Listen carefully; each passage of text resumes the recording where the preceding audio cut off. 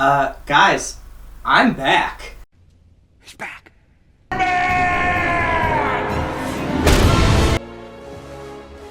He's back. He's back! Since the last time I was on YouTube, a queen has died. Another queen, Beyonce, released a new album. Taylor Swift, another queen, announced a new album. 2 new fantasy series have come and gone. Well, not gone, but have started, and you get what I'm saying.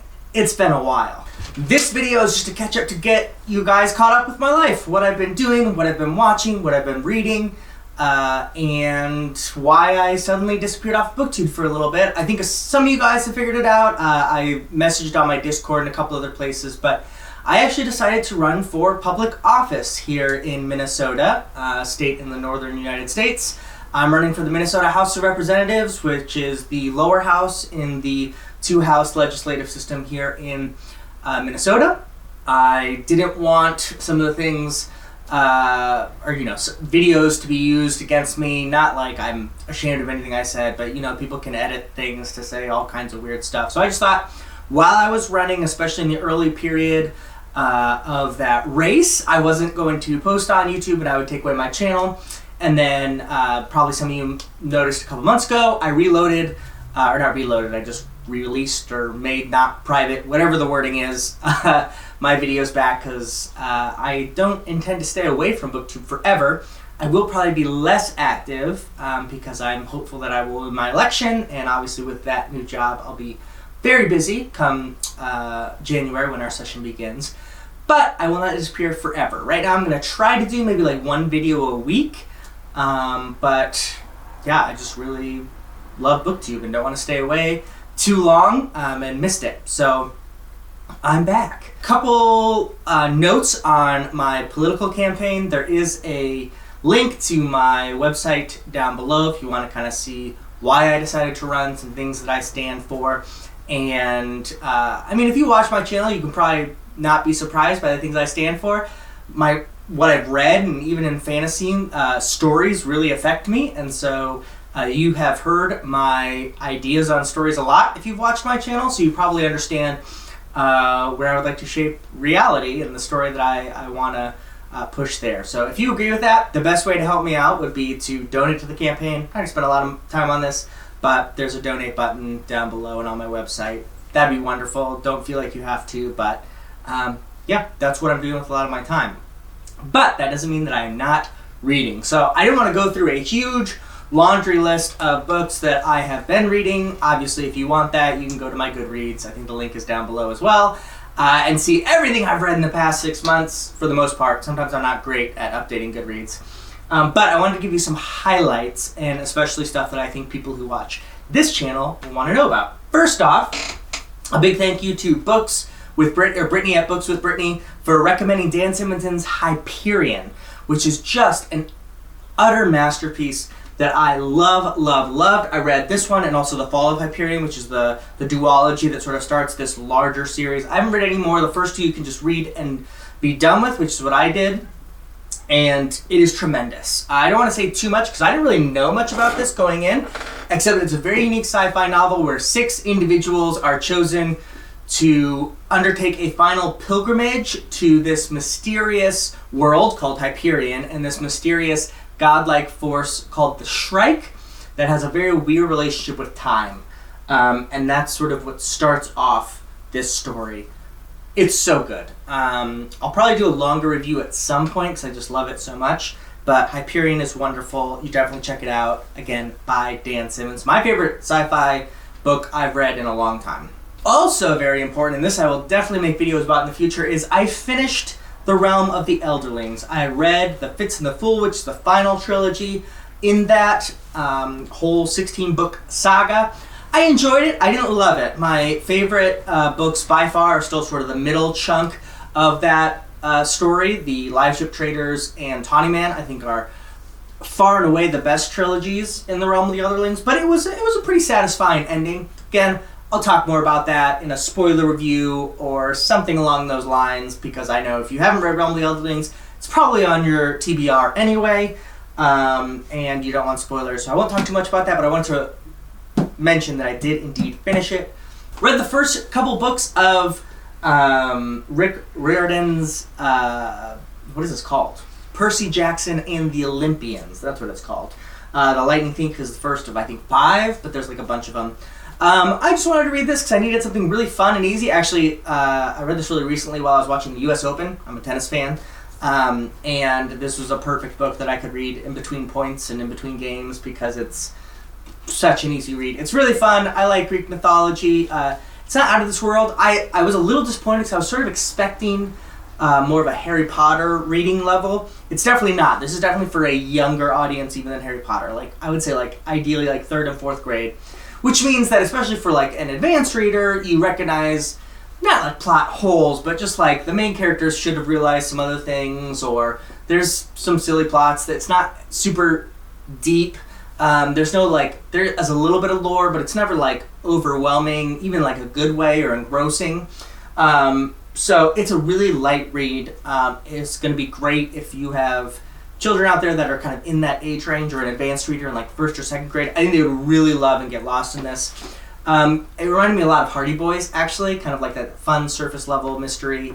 Not as fun to read when you're older, but a really great like piece for a child's imagination. So I'm glad I read this just to kind of have that in my wheelhouse, but again, not like my favorite of all time. Read the Green Bone Saga and finished out. I can't remember if I reviewed all of them or some of them, but the Green Bone Saga is phenomenal. That's Jade Legacy, Jade War, and Jade City. The first one. Forgot it.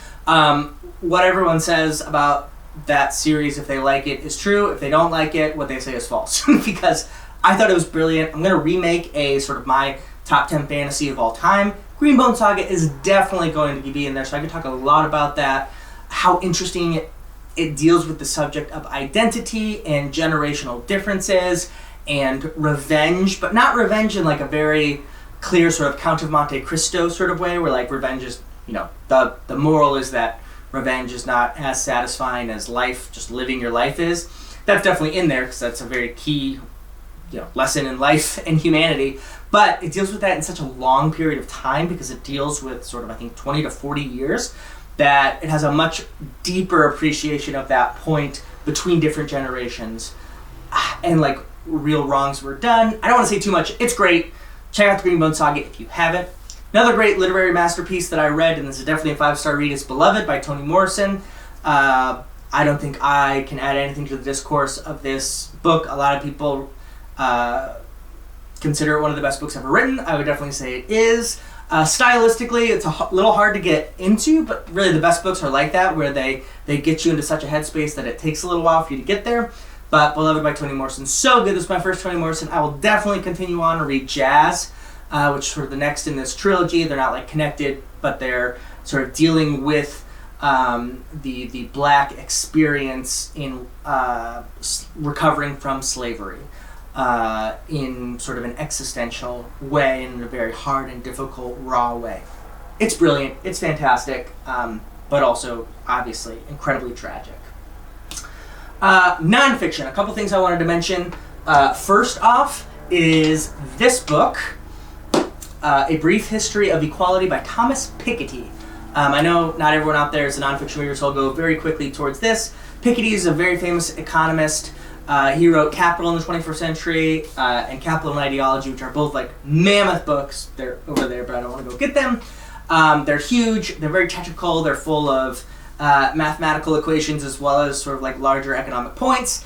And what he's been trying to do with this like 300-page book is distill a lot of his points into something that is understandable for people who aren't even that interested in macroeconomics, but generally want to know how we have found ourselves in this very hard situation where we have 3 major crises in our world: income inequality, the coming of global warming and mass climate change, as well as the rise of authoritarianism.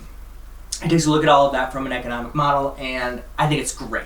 I find Thomas Piketty incredibly inspiring, and you should definitely read it. The other one, I lent out my copy to my brother-in-law, so I don't have it, but Naomi Klein's On Fire, The Burning Case for a Green New Deal, is a wonderful piece of nonfiction.